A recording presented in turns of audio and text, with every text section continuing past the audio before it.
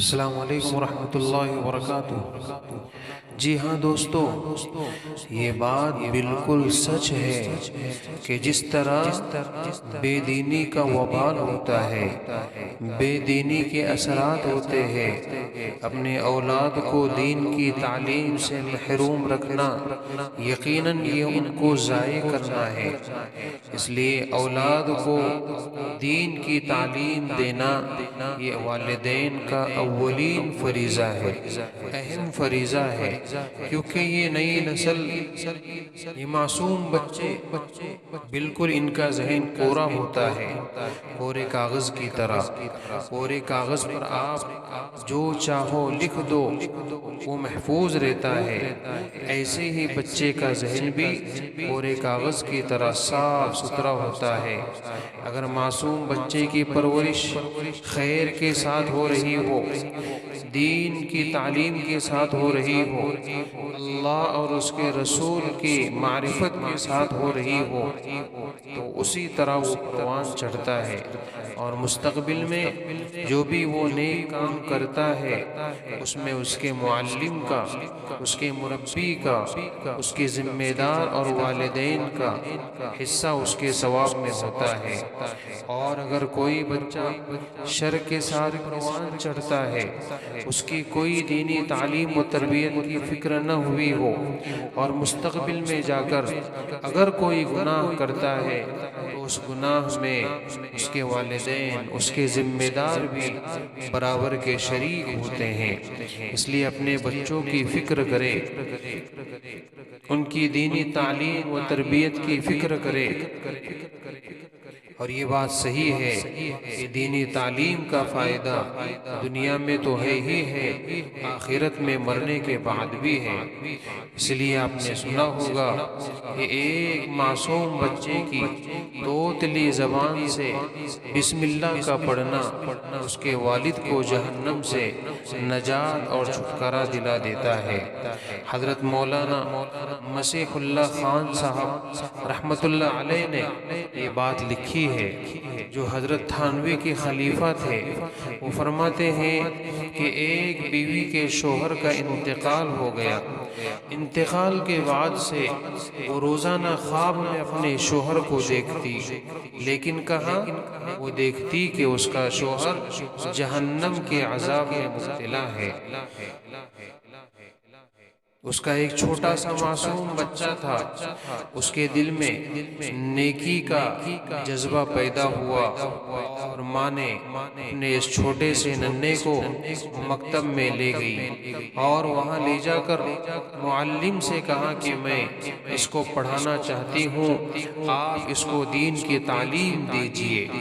بہرحال اس نے اپنے بچے کو مکتب میں ڈالا، اور جیسے ہی معلم نے بچے سے کہا کہ بیٹا پڑھو بسم اللہ الرحمن الرحیم، اور پھر آگے الف با تا سا وغیرہ پڑھانا شروع ہوا، تعلیم کا آغاز ہوا۔ جس روز اس ننھے سے بچے نے اپنی توتلی زبان سے بسم اللہ الرحمن الرحیم پڑھا، حضرت لکھتے ہیں اسی رات خواب میں بیوی نے پھر اپنے شوہر کو دیکھا، لیکن اب کچھ کیفیت الگ تھی۔ شوہر بجائے جہنم کے جنت میں ٹہل رہا تھا۔ بیوی نے اپنے شوہر سے خواب میں پوچھا کہ کیا بات ہو گئی، آپ تو عذاب میں مبتلا تھے اور آج جنت میں ٹہل رہے ہو؟ شوہر نے کہا کہ جی ہاں، آپ نے میرے بچے کو مکتب میں داخلہ دیا، اور معلم نے جب بچے سے کہا پڑھو بیٹا بسم اللہ الرحمن الرحیم، تو ادھر تبارک و تعالی نے جہنم کے فرشتوں سے کہا کہ اس کو جہنم سے نکال کر جنت میں ڈال دو، اس لیے کہ اس کے بچے نے زمین پر بسم اللہ الرحمن الرحیم کہا ہے، پڑھا ہے، یعنی یہ کہا کہ اللہ بڑے مہربان نہایت ہی رحم فرمانے والے ہیں۔ تو جب اس کا بچہ میری صفت رحمانیت کو بیان کرے اور یہاں میں اس بچے کے باپ کو عذاب کے اندر مبتلا کروں، یہ میری غیرت کو گوارا نہیں ہے۔ لہٰذا اللہ کی رحمت جوش میں آتی ہے اور بچے کی بسم اللہ کی برکت سے اللہ اس کے باپ کو جہنم کے عذاب سے نجات دے دیتے ہیں۔ جی ہاں ساتھیو، یقیناً یہ دینی تعلیم کا مقام ہے، یہ دینی تعلیم کی فضیلت ہے، یہ دینی تعلیم کا دنیاوی اور اخروی فائدہ ہے۔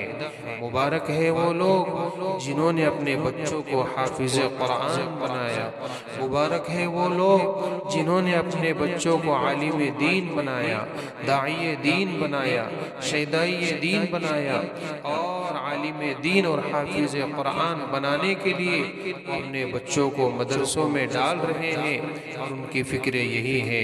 مبارک ہے وہ لوگ جنہوں نے اپنی اولاد کی دینی اعتبار سے بھی تربیت کی ہو۔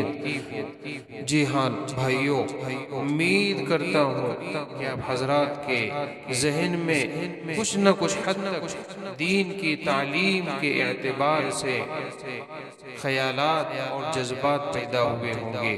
اس لیے والدین سے درخواست ہے کہ وہ اپنی نئی نسل کو دنیاوی تعلیم ضرور دے، آپ اپنی نئی نسل کو عصری تعلیم ضرور دے، آپ اپنی اولاد کو خوب بہترین تاجر بنائیں، آپ اپنے اولاد کو خوب بہترین دنیا دار بنائیں، لیکن اس سے پہلے آپ کی اولاد ایماندار ہونا چاہیے، دیندار ہونا چاہیے، حافظ قرآن اور عالم دین ہونا چاہیے، تو تب جا کر یہ حقوق ادا ہوگے اور گویا کہ آپ نے اپنے بچے کے حق کو ادا کر دیا۔ اللہ تبارک و تعالی مجھے آپ کو سب کو سمجھ کر عمل کرنے کی توفیق عطا فرمائے۔ وآخر دعوانا ان الحمد للہ رب العالمین۔